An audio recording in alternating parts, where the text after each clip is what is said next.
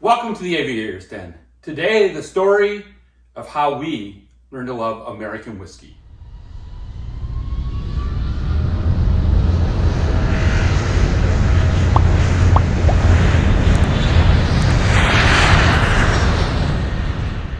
The year is 2010, and I read an article on Templeton Rye.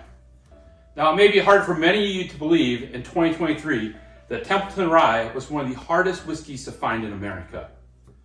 So after returning from a deployment in 2010, we headed to Chicago with one mission: to find a bottle of Templeton Rye. Now, eventually we were successful in finding this bottle of Templeton Rye.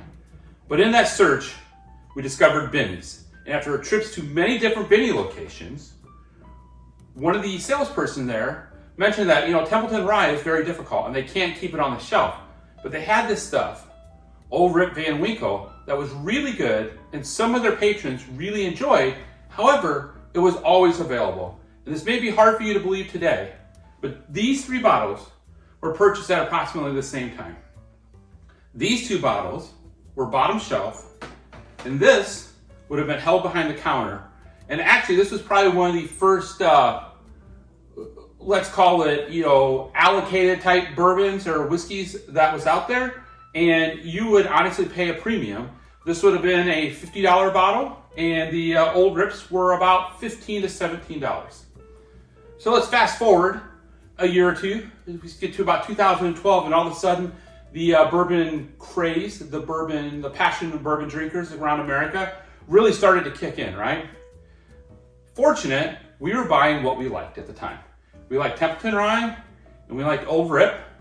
So we have a few bottles in this shape still of the Old Rip in the 107 proof. This is sadly our last 90 proof Old Rip. Today we won't be trying that. As you can see, just a little bit left. I'm sure it doesn't taste as good as it did when it was first opened, 5-10 years ago, but this is the end of it, and I'm pretty sure they'll never make it again. We do have other bottles of this, as well as the new 107, 15s, 20s, and so on, and we can dive into that. It's kind of nice to have some old dusties, maybe compare, if we ever have the opportunity to get another bottle of Pappy's, compare today to yesterday, maybe even some of the Stutzel Weller recipes that we have. But honestly, what I wanted to do is I wanted to go back and look at what was that comparison, right? We wanted the Templeton Rye. We luckily fell into the old Rip Van Winkle. Today, everybody wants the Rip, nobody wants the Templeton.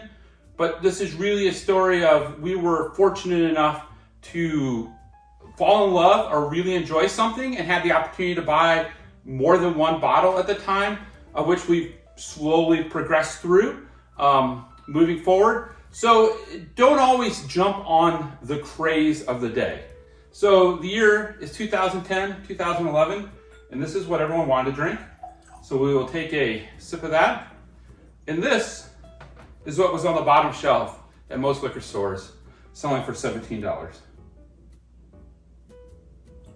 And we'll just have a little bit of that. Let's just take a moment. It's still a good rye, honestly. I know Templeton's had many issues, and I have not tried any of their new offerings.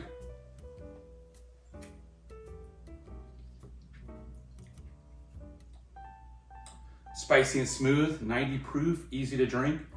A lot of your toffee, a little of your black pepper. I would still drink this today. Since I just opened this bottle from 2011, I probably will start drinking it more often.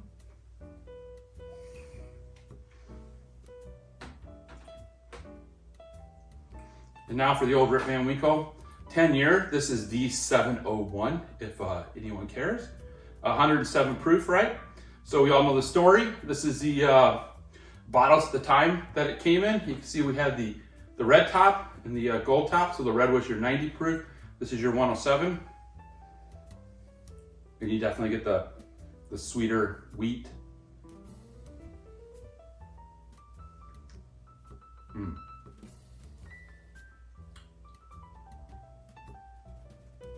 It is like candy. I mean, honestly, the old Rip offerings are phenomenal. So again, thank you. We look forward to sharing different tastings. Hopefully we'll be putting those up weekly. We've got a few surprises here for the first couple weeks, a couple things that we like.